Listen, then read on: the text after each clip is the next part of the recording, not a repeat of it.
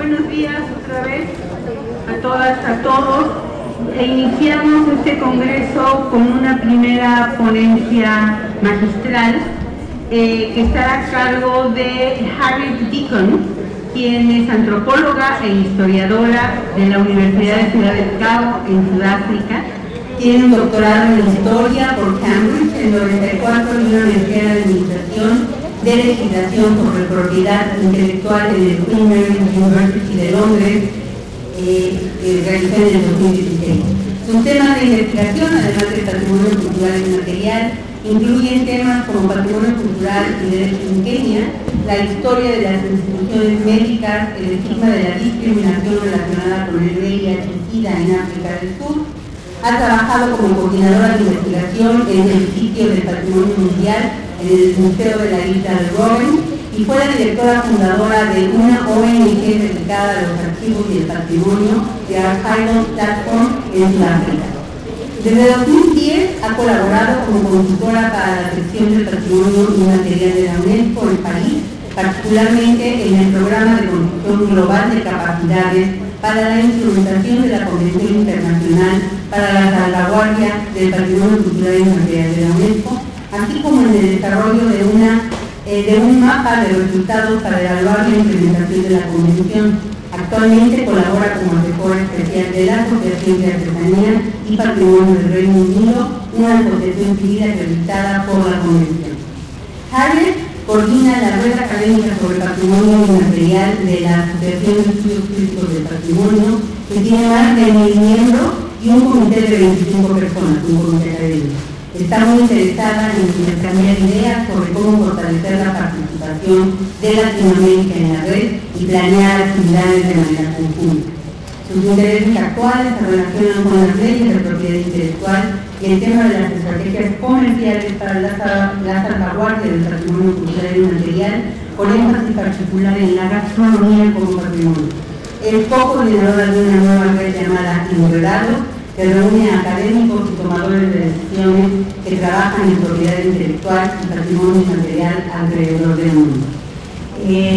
Harriet hablará por unos 40 minutos y quiere que abramos una sesión de preguntas, los otros 10 para poder terminar el tiempo que se puedan trasladar a ustedes. Y sin más, Harriet, welcome.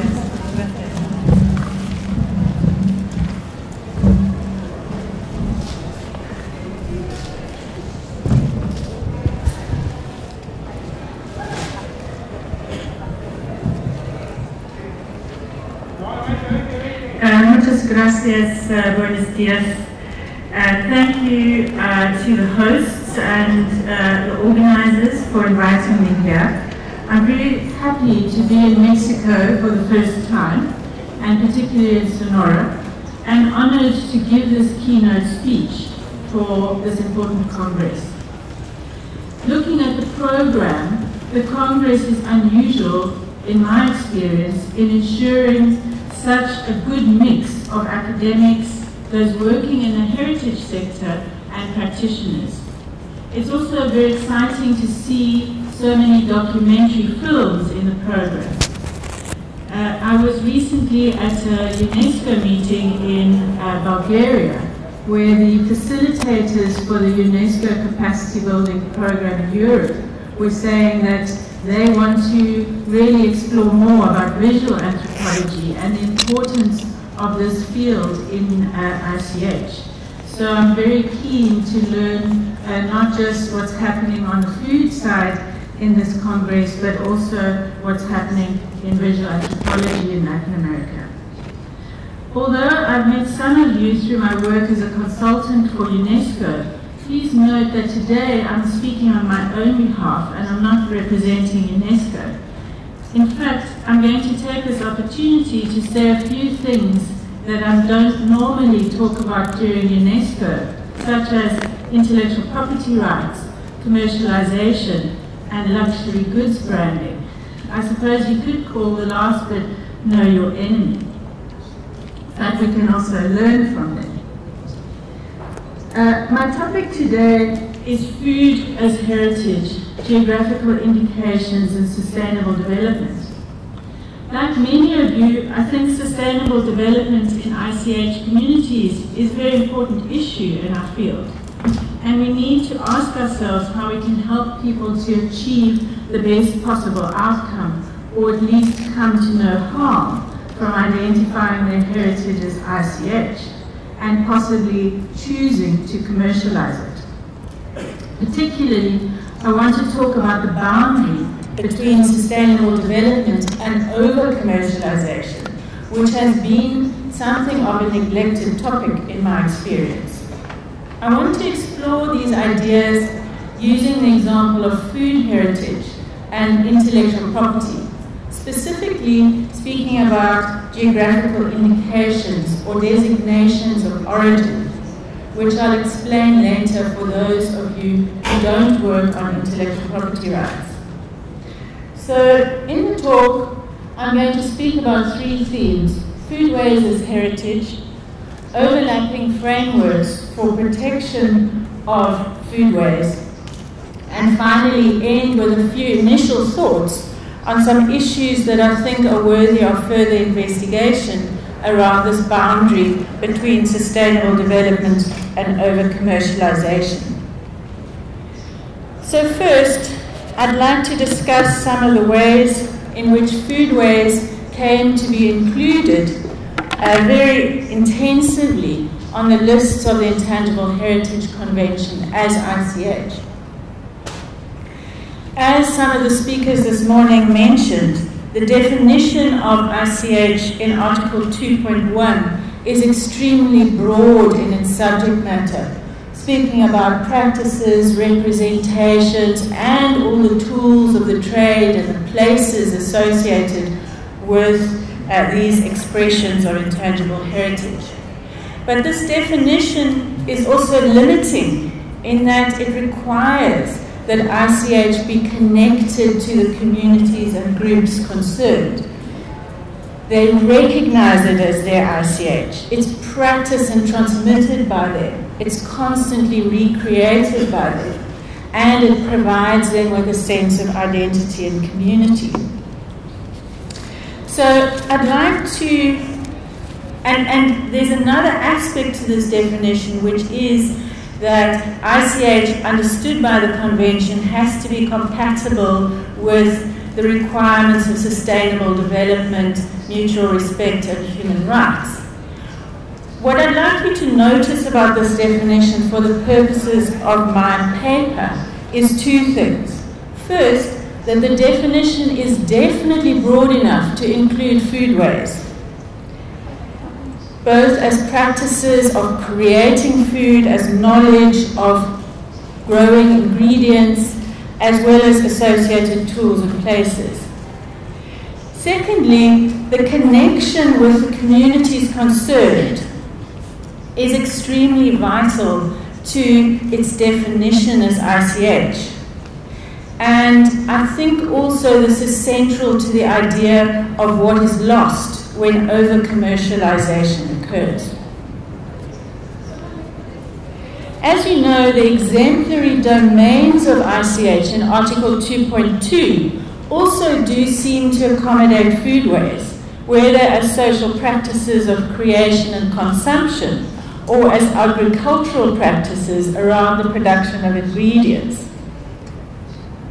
So, in spite of what might seem as an obvious accommodation of foodways and the idea of food as heritage under the Convention, there was a surprising amount of resistance to including foodways on the lists of the Convention at the beginning.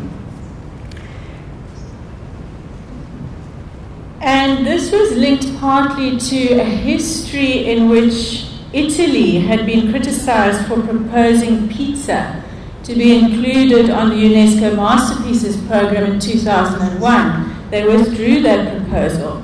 And then the initial French nomination for French cuisine and seemed to promote the idea that French cuisine was very excellent and French chefs were very keen to link it into a commercial project.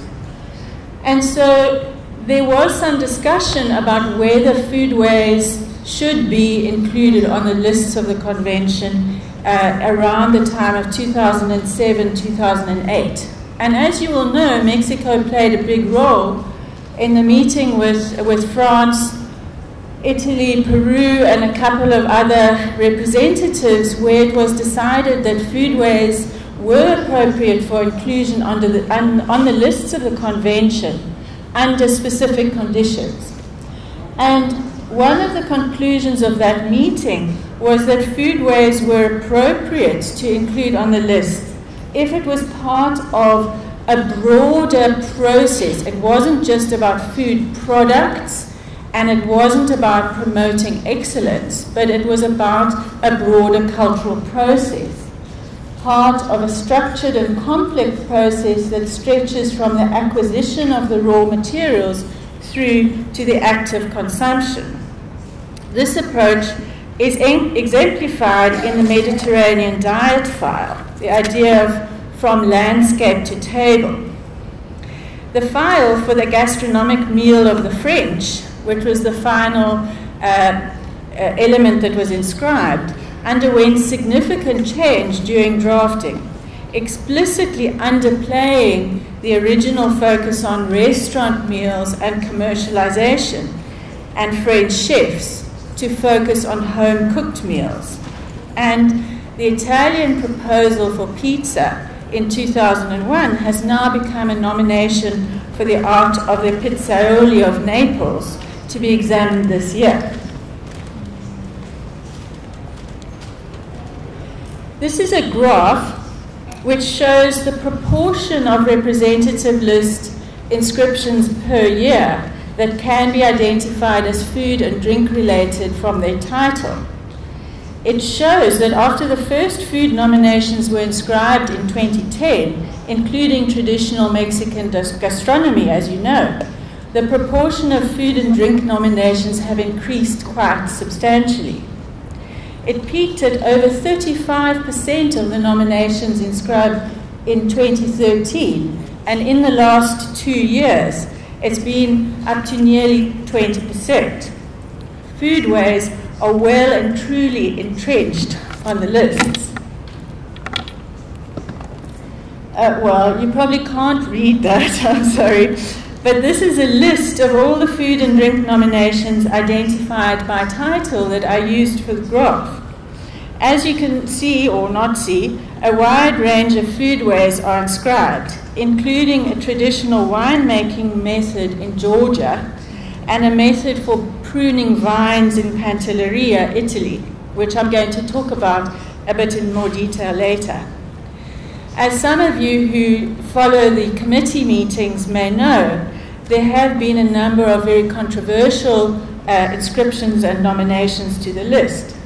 La Vache, a flatbread from Eastern Europe and the Middle East, makes an appearance twice, nominated both by Armenia and as a multinational nomination with Azerbaijan a few years later.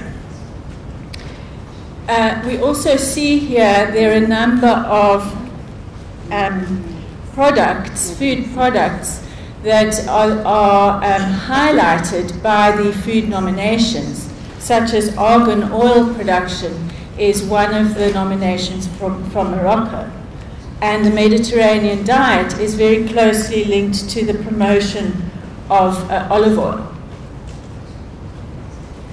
So one of the reasons for the popularity of foodways as elements on the list of the convention is because there are many different motivations for making nominations to the list. The construction of national identity, the gastronomic meal of the French is one example, politics and soft diplomacy, the kimchi nomination by North and South Korea separately, and La Vache, tourism and destination branding. I think some of the interests of the Peruvian food nomination have also been around the tourist economy, because 25% of tourism spend is on food and drink, so it makes a lot of difference. and the promotion of food products such as olive oil, argan oil, and wine, as well as biodiversity and environmental concerns. For the purposes of this talk, I'm particularly interested in the link between representing foodways as heritage and the promotion of food products. We should note that the luxury food and drink market, so things like wine, as well as other things like cheese and olive oil, is worth 93 billion euros worldwide. And this has informed some of the nominations to the lists, although not all of them. Why should we be interested in these kinds of products, these very high-end luxury products? I would like to argue that these products are using heritage as a method of marketing, and we should be curious about how they are mobilizing heritage as a marker of authenticity. And I think we can learn something interesting from them in regard to ideas about commercialization in the ICH field.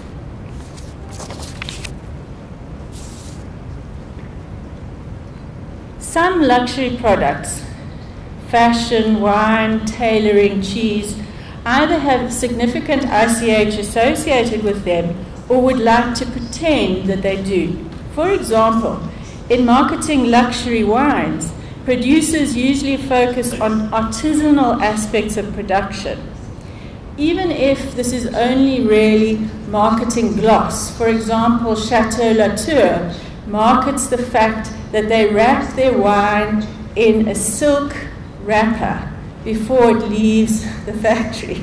But everything else is industrial. But they are marking this artisanal idea in the marketing for their product. Fashion houses focus on the fact that their passion and art is above commercial considerations and try to link themselves with museums and art exhibitions. The link between the fashion designer or the artist and the work of art is essential to its credibility and status. The signature of Picasso or the brand of Hermes. In the same way that the link between community and its ICH is essential to the definition of ICH under the Convention. I think we should be curious about these issues.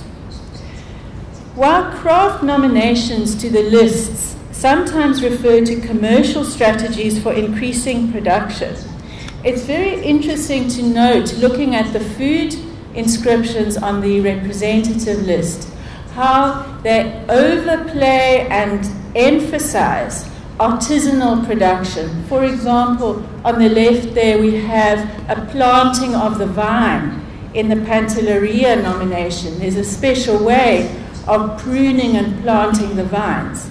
And the focus in the ICH nomination is on that handmade artisanal aspect of the ICH, and not on the fact that those wines are then commercially bottled.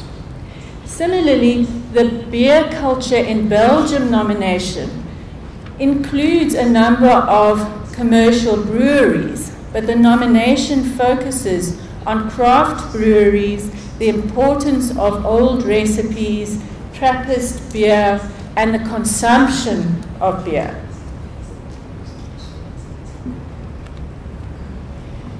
The impression given, in fact, especially in the early days of the committee debates about nominations, is that commercialization and commercial strategy is a dirty word.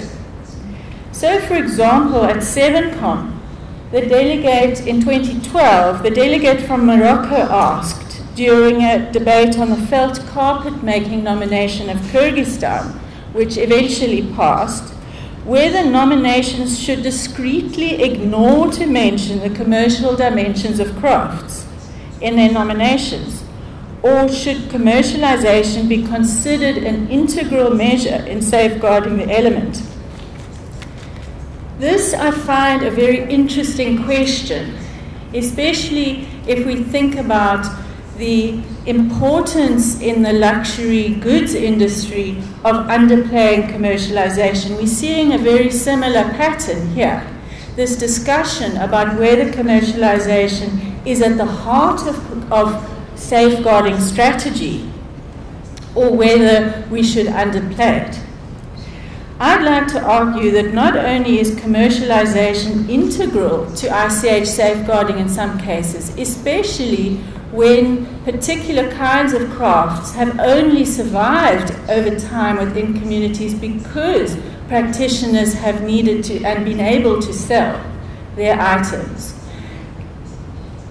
It's central to continued safeguarding. And I'd also like to suggest that heritage, the idea of heritage, is also often at the heart of a commercial strategy. As we've seen since in recent years, as UNESCO has become itself more eager to position itself internationally within the discourse of sustainable development and the new SDGs, the texts of the Intangible Heritage Convention and the documents of the Intergovernmental Committee do more openly talk about commercial strategies for sustainable development. Nevertheless, the discussions in the committee still reflect concerns about over-commercialization, and commercialization is often perceived as a problem, even when the ICH practice itself has historically been safeguarded through the sale of goods. What's interesting to me is not only that commercialization still carries a certain anxiety around it, but the fact that the committee sees itself as being able to decide or able to suggest what kind of activities constitute over-commercialization.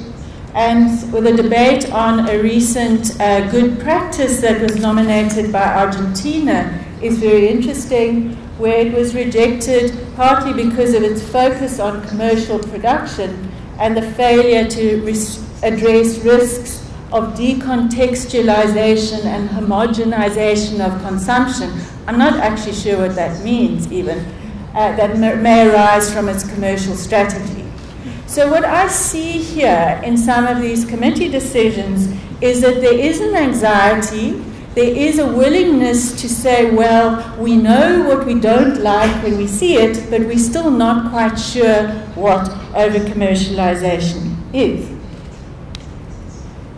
The IOS report, the evaluation of the convention in 2013, highlighted the need for an explanation of the link between ICH and sustainable development. But the new operational directives have actually not really helped us in this regard to move towards a better understanding of what over-commercialization might be and what the boundary is, how we draw that red line between sustainable development and over-commercialization. So you see, for example, in some of the debates about safeguarding plans in nominations, in 2014, Côte d'Ivoire asked in the committee, at what point did safeguarding measures such as promotion of tourism become measures of commercial exploitation?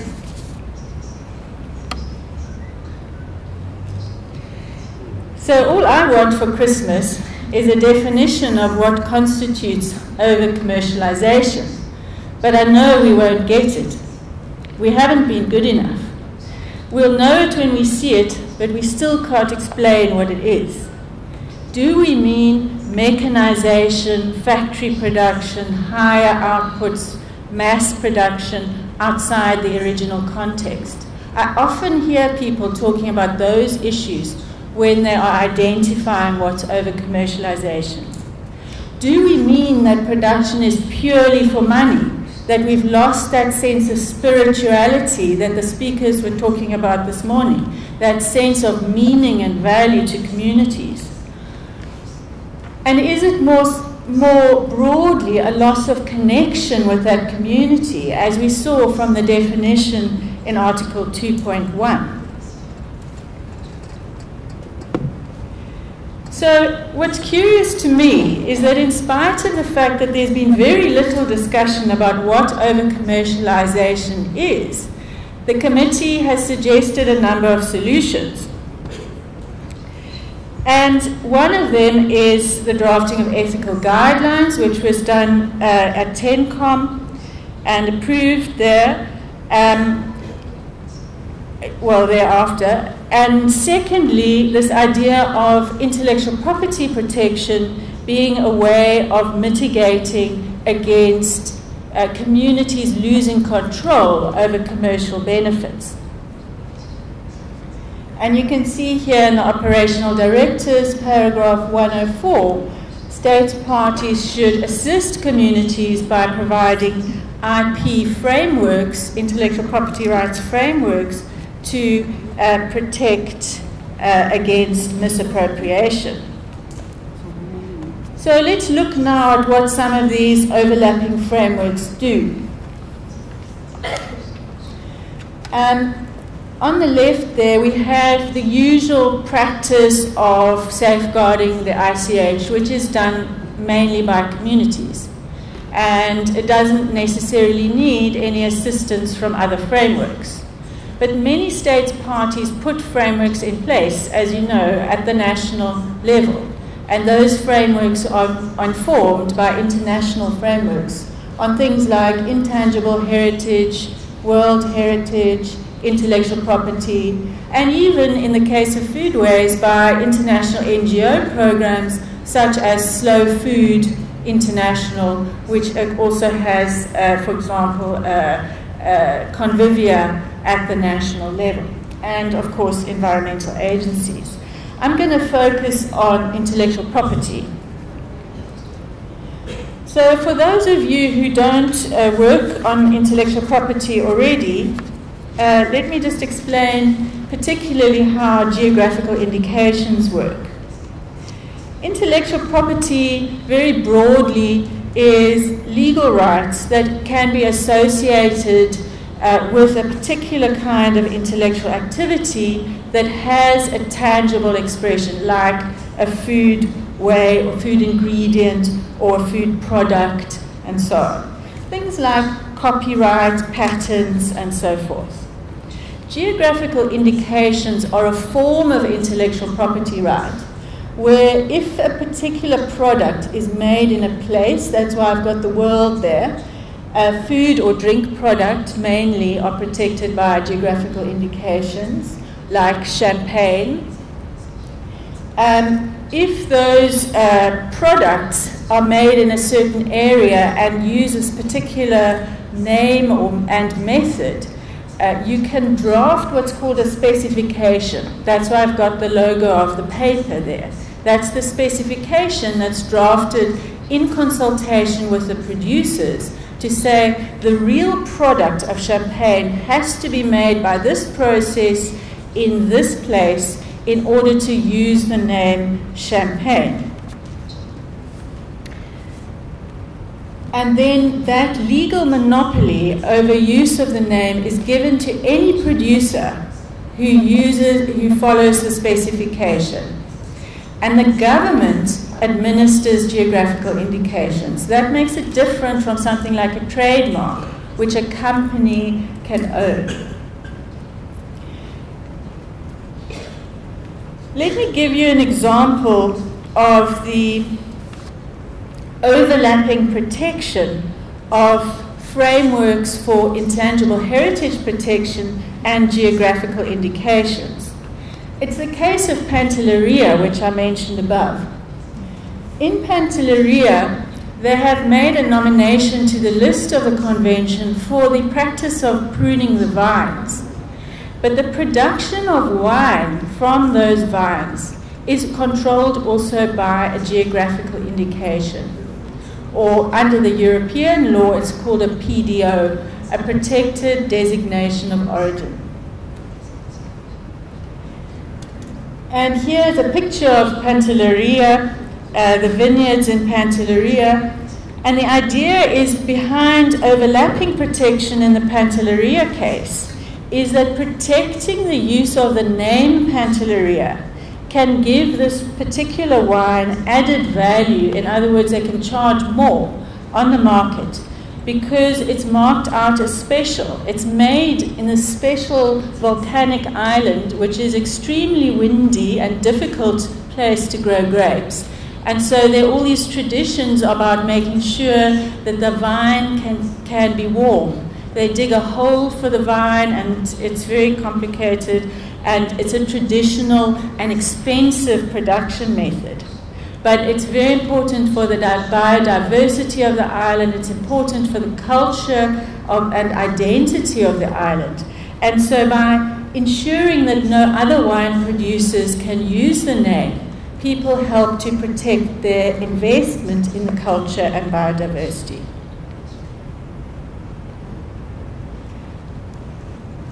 What's clear from looking more closely at the ICH nomination and the specification for the GI, remember the specification for the GI explains the rules that have to be followed to use the name. And what's interesting about it is that the Pantelleria ICH file focuses on the planting and pruning methods. And it talks about stone terraces and the use of donkeys for tilling the ground. It's very much this idea of what some people call peasant essentialism or heritage without electricity. It's this real focus on the artisanal nature of production of the wines. But when you look at the GI specification, the wine producers want to use the idea of Pantelleria as this heritage practice of pruning the vines as their marketing, but they don't want to include it in their GI specification because it's a little bit limiting. If they put all those rules for the heritage of pruning the vines in the specification, they would have to follow them very exactly to use the name Pantelleria. So what happens when GI specifications get drafted is a lot of times producers want to downplay some of the more restrictive aspects of the cultural heritage that might be associated and to focus on things that are fairly easy to comply with, fairly easy to measure, and to focus on the geographical location as the key way of limiting competition from other wine producers, but not limiting their own commercial opportunities. We see also in Mexico that there is also this overlapping protection for GIs, for tequila and mezcal, for example, and a World Heritage Site that was inscribed in 2006. One of the interesting things just to illustrate how geographical indications work is because there is a GI for tequila, the Tequila Regulatory Council can actually sue Heineken beer for labeling their Desperados beer as containing tequila, because it doesn't contain proper tequila, and it is also just trading on the name without being authentic. One of the criticisms that's been made about the drafting of these GIs is that the specifications were not drawn up in consultation with small-scale producers and makes it difficult for them to now compete with the larger producers. And secondly, another criticism has been that the boundaries for production identified in the GI specifications exclude traditional producers in some of the states where they have traditionally resided. And very similar pattern is seen in some of the cheese GIs, which I won't go into for questions of time, but I'm happy to talk about later. So if we come back to this issue of how can drafting geographical indications help traditional producers, it's very important to involve the right people when you are drafting specifications and to make sure that the interests of traditional producers are protected. On the one hand, you don't want to freeze the ICH and make the specifications so narrow that producers cannot change their methods of making the product over time.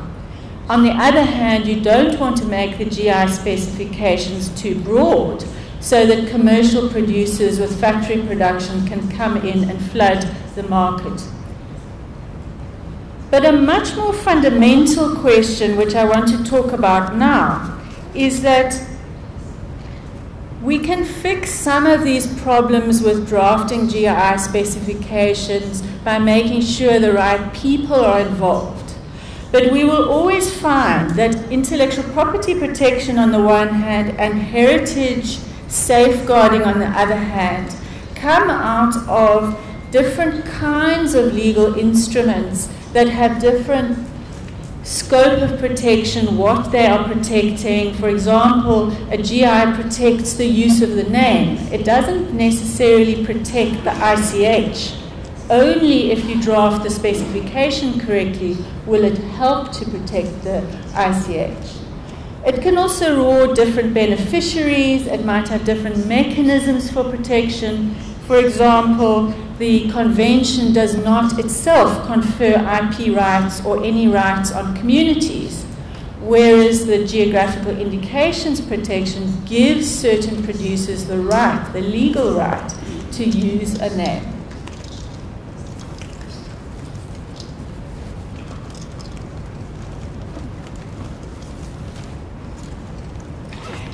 But what I'd like to point to is that each of these different frameworks of protection, GI, rights, and ICH, actually do something much more fundamental.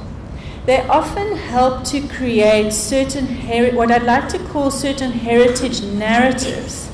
So narratives about what it is that we are protecting. And I'd like to use an example here, the regulations of the mezcal GI.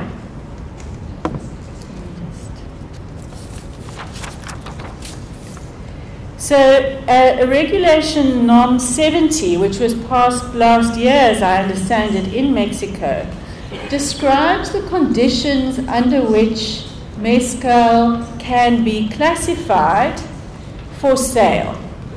And what I'd like to point out is that this gives a certain narrative about what is the artisanal, authentic, ancestral mezcal, which is the most stringent of classifications at the bottom there. It says it has to be cooked in a direct fire pit, it has to be hand crushed, it has to be fermented in certain ways, and it has to be distilled in certain ways.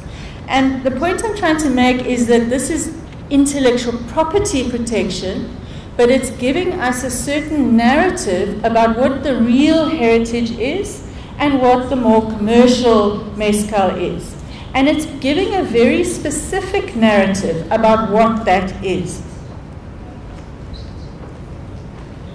And it constructs an idea of heritage in a very particular way that might work for some traditional producers, but other traditional producers might think, well, actually, I want to use a mechanized process of grinding, the product, and I don't see why I shouldn't call that traditional or ancestral for me.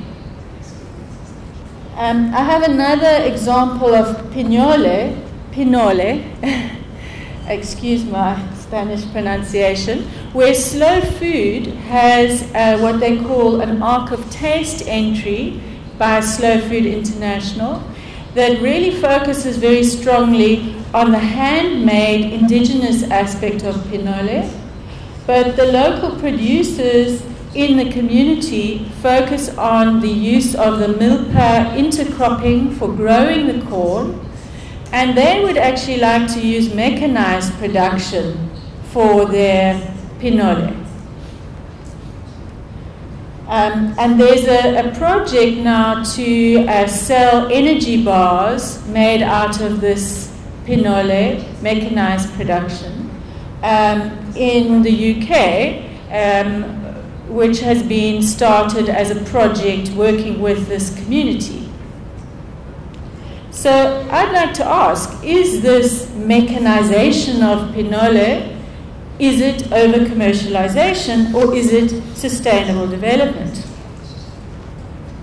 And a key question I think we need to ask about over-commercialization is, who has the right to decide what constitutes over-commercialization? ICH is not just heritage without electricity. We saw in the definition we spoke about at the beginning, it's that which the communities define as their intangible heritage. Why should they not benefit from mechanization of part of their production of certain traditional foodways? In my view, the committee or other agencies, including Slow Food International, it's strange to me that they get to be the ones who decide what kinds of mechanization are appropriate and what are not. If there's going to be some external evaluation, as in the case of the lists of the convention, they need to very closely look at on what basis they are making those decisions. And I want to give you an example from a recent campaign that was just started in Australia, which is called Fake Art Harms Culture. And what they're trying to do is to reinvigorate this idea that the community of Indigenous people in Australia is the group that decides what is real and what is fake, what should be shown and sold as authentic Indigenous art and what should not. And I'm interested in this because, as you know, under the convention there's been a real attempt to shift away from this idea of authenticity. It was one of the big debates at the beginning of the talking about the Intangible Heritage Convention, that authenticity is not relevant to the discussion of ICH, the Yamato Declaration of 2004. What I think is we need a more sophisticated understanding of authenticity under the convention to return some of the power to communities to decide for themselves what is over-commercialization and what is sustainable development. And I'd like to go back to this idea of borrowing from the literature on luxury goods branding and to think a little bit about brand authenticity and how that has been discussed in that literature. The literature on brand authenticity differentiates between objectivist definitions of authenticity, this external expert idea that's been rejected under the Intangible Heritage Convention. But they also talk about what they say is existential authenticity, and that is the authenticity decided by communities of practice, in our case. And they talk about perceived or iconic authenticity, which is the authenticity perceived by the customer.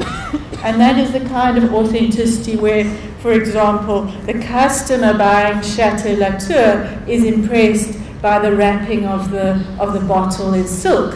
But it's also where the customer of, let's say, a traditional food product understands the reason why they are paying more for a product that has cost a lot of effort and cultural investment to make.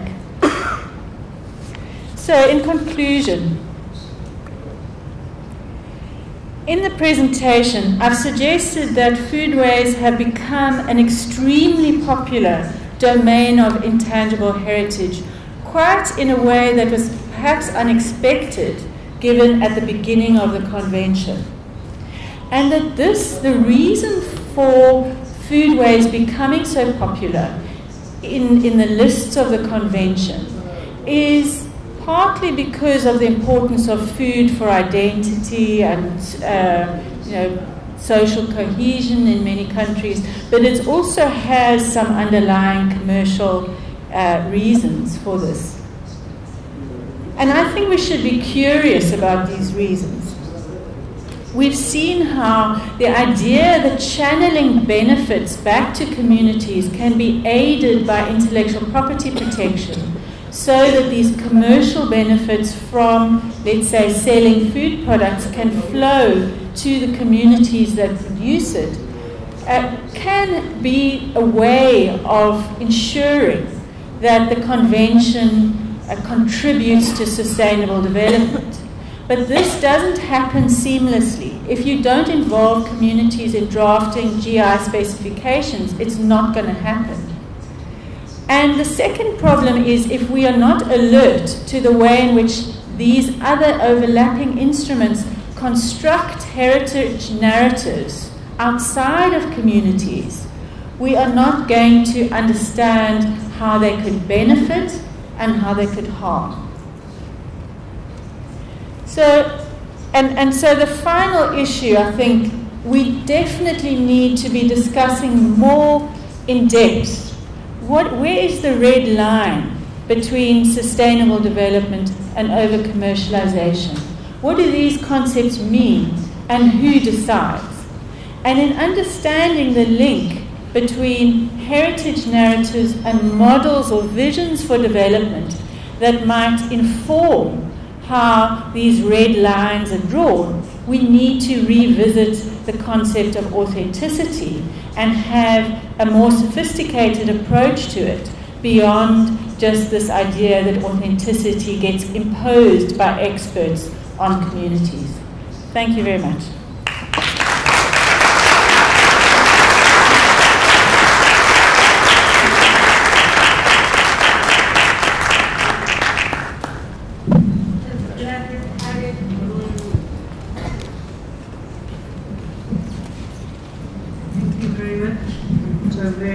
Challenging presentation. A lot of questions come up. Gracias por una presentación muy retadora. Y bueno, si hay preguntas y necesitamos reflexionar. Sí, Georgina. Vamos a usar el micro.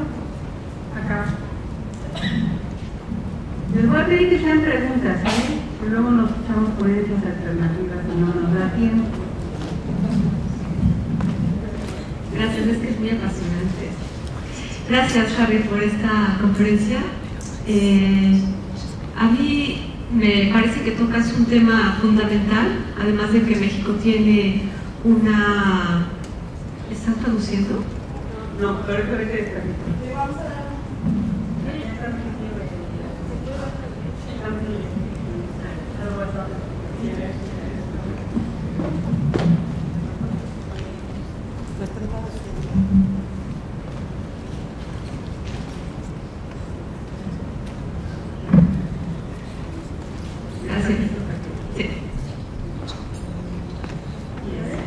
Sí, bueno, me parece que estás tocando un tema fundamental que está en discusión actualmente en México, no solo porque hay una declaratoria de la comida, sino por la discusión sobre la soberanía alimentaria en nuestro país, y que implica también la resistencia a la introducción de transgénicos para el maíz, principalmente considerándonos cuna de este alimento, y que pues lamentablemente la declaratoria de la comida que tenemos en la lista pues no va, los esfuerzos no van para nada hacia esta resistencia contra la introducción de maíz transgénico al país.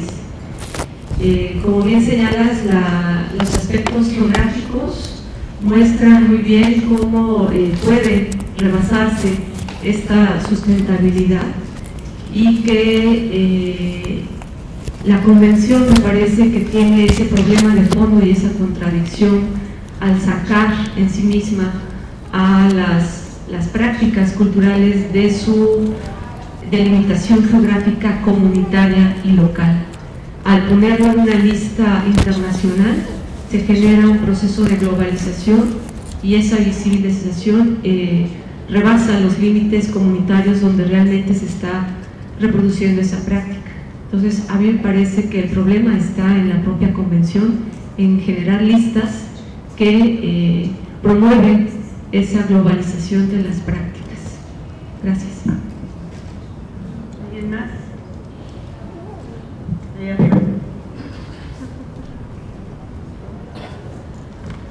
Buenos días y muchas gracias por su intervención. Mi pregunta tiene que ver con el caso del café.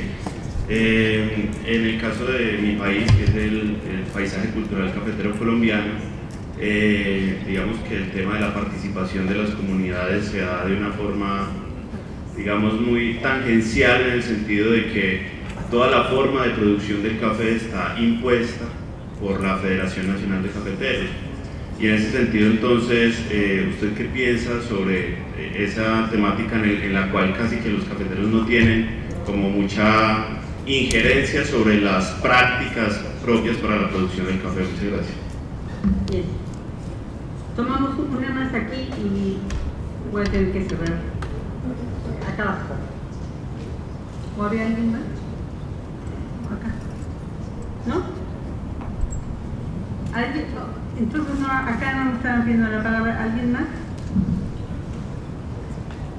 ¿No? Entonces le pasamos la palabra a Harriet.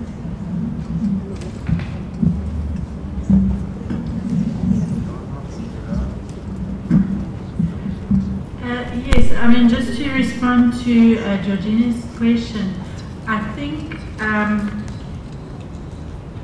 it still remains to be seen what are the effects of listing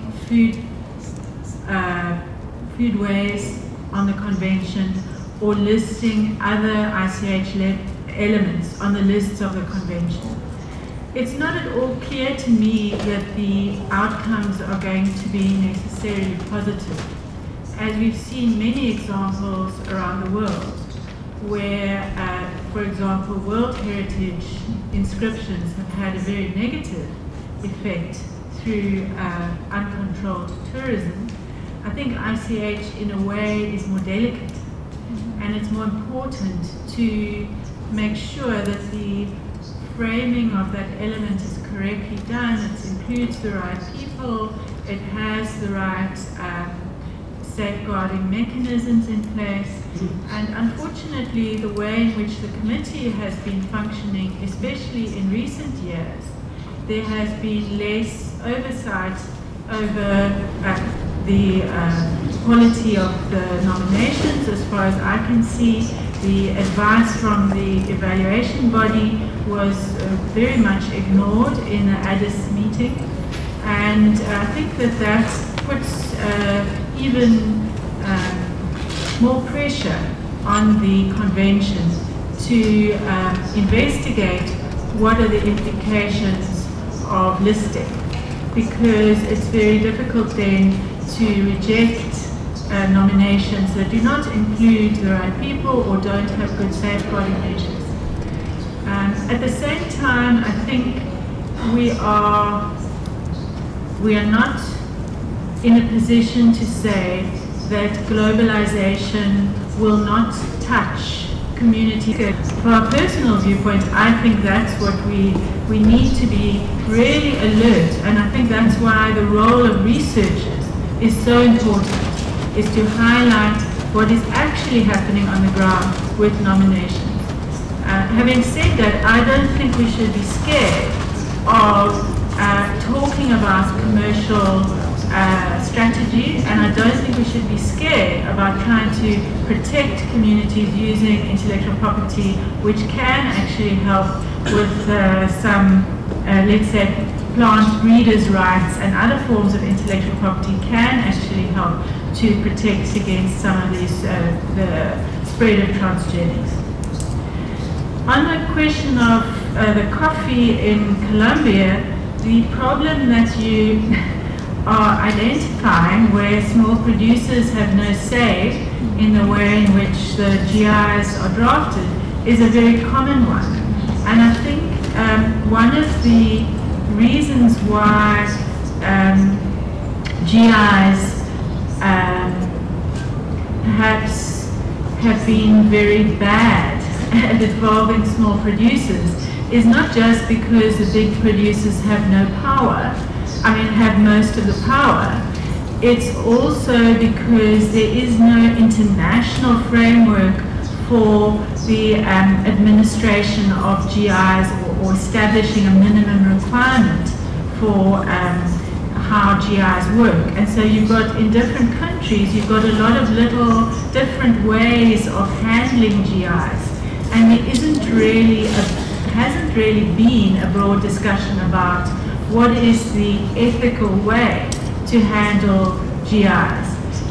You could argue that, let's say, in copyright, although unfortunately the big copyright owners have been extremely powerful and been able to extend copyright by another 20 years globally, for example, the Mickey Mouse extension, there the balance of power has not been redressed. But at least in terms of copyright, there is this a kind of ethical statement in a lot of the international copyright agreements about balancing the rights of copyright owners and copyright users. And at the moment there isn't that kind of line in the sand, that ethical line that even exists in the GI legal environment at the international level. Muchísimas gracias otra vez, Harriet. Creo que las tres preguntas básicas son: ¿quién se beneficia? ¿Qué protegemos? ¿Cómo lo protegemos? ¿Y quién se beneficia? ¿Cuáles son las formas de toma de decisión para poder hacer que estos senderos de comida, de hacer comida, puedan ser protegidos como patrimonio cultural intangible? Muchas gracias de nuevo.